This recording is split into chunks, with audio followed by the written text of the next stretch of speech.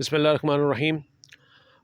ایک انگریزی کا محاورہ ہے، کہاوت ہے کہ it is dangerous to be right when the government is wrong. اگر پوری حکومت یا ریاست غلط ہے تو ایسے میں آپ اکیلے کا سچا ہونا یا ٹھیک ہونا یہ انتہائی خطرناک عمل ہے۔ اس کا دوسرا پہلو یہ بھی ہے کہ اگر ریاست اپنے آپ کو ٹھیک سمجھتی ہے، یعنی اگر پوری ریاست ٹھیک ہے اور آپ اکیلے اگر غلط ہیں ریاست کی نظر میں، تو پھر ظاہر ہے آپ کو جیل کی سلاخوں کے پیچھے ہونا پڑتا ہے۔ عمران ریاض خان جو کہ آج تقریباً 4.5 ماہ کی روپوشی کہیں گے اسے، کیونکہ ابھی تک یہ کنفرم نہیں ہے کہ یہ اغوا تھا، روپوشی تھی، قید تھی، یا آپ کو اللیگل کسٹڈی میں رکھا ہوا تھا یا کہاں تھے۔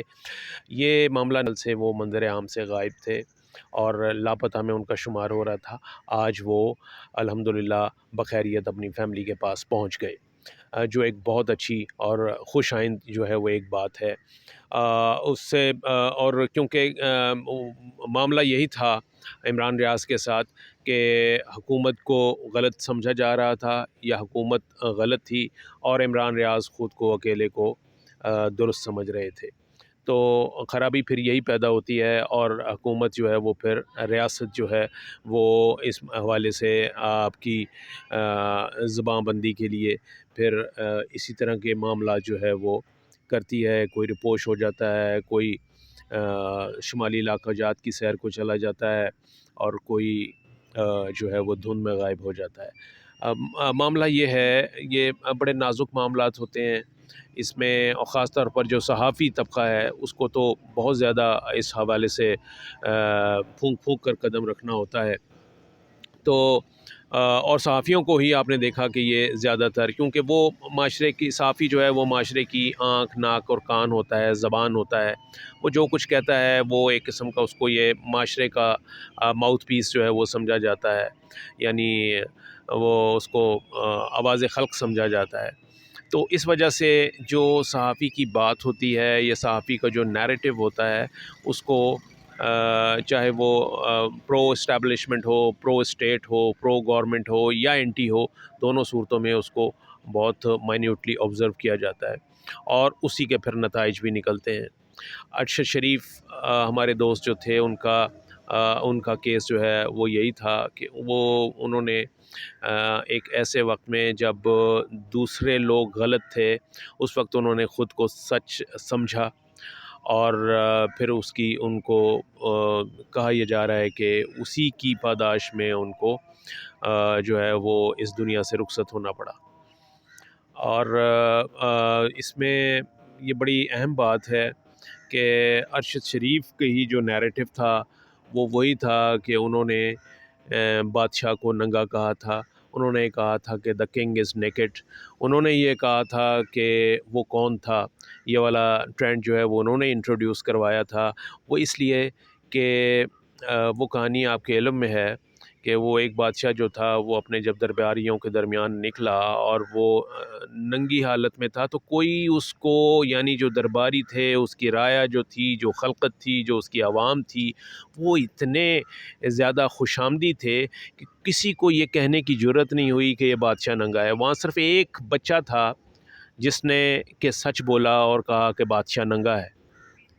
یہی والا سچ جو تھا ایک ایسے معاشرے میں جب دا کنگ از نیکڈ اور بادشاہ ننگا ہے، وہاں پر کوئی جرت نہیں کرتا کہ وہ یہ بادشاہ کی یہ والی خامی جو ہے اس کو ایکسپریس کرے یا منہ سے بولے، اس لیے کہ جو ایسا کرے گا اس کو پھر سنگین حالات کا سامنا کرنا پڑے گا۔ تو ارشد شریف کا یہی گناہ جو تھا کہ انہوں نے یہ کہا کہ بادشاہ ننگا ہے، اور یہ جرت کی، یہ پوچھنے کی جرت کی کہ وہ کون تھا۔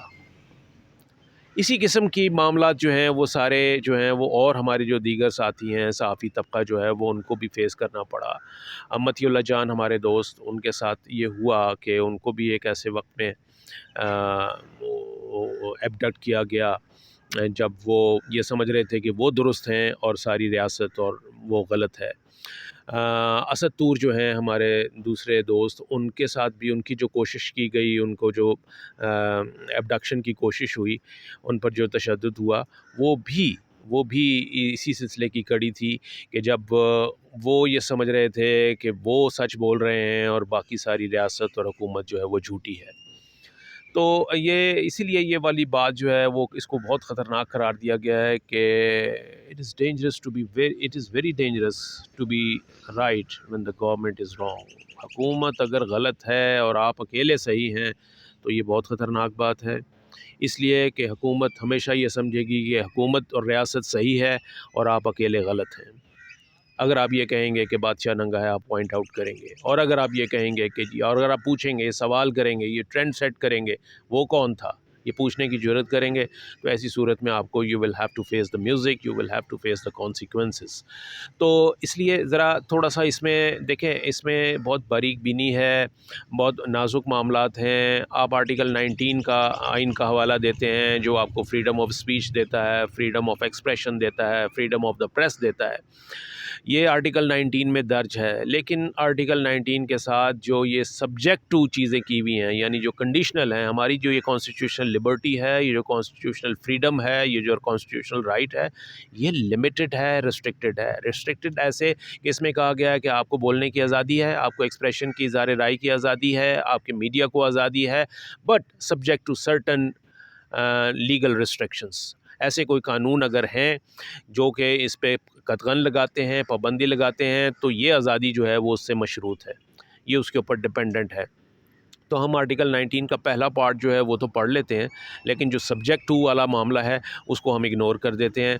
اور یہ علیحدہ بات ہے کہ وہ سبجیکٹ ٹو والی جو کنڈیشن ہے اس کو آپ ریاست اس کو یوز کرتی ہے یا مس یوز کرتی ہے، یہ بعد کا معاملہ ہے. لیکن یہ بات آئین و قانون میں درج ہے کہ آپ کو جو ہے نا وہ بالکل انفیٹرڈ آزادی نہیں ہے. یہ جو فریڈم آپ کو ملی ہوئی ایکسپریشن کی اور اسپیچ کی، یہ انفیٹرڈ نہیں ہے. انہوں نے قانون بنانے والوں نے، آئین بنانے والوں نے اس کو لمیٹڈ رکھا ہے، اس کو ریسٹرکٹڈ رکھا ہے، اس کو کنڈیشنل رکھا ہے.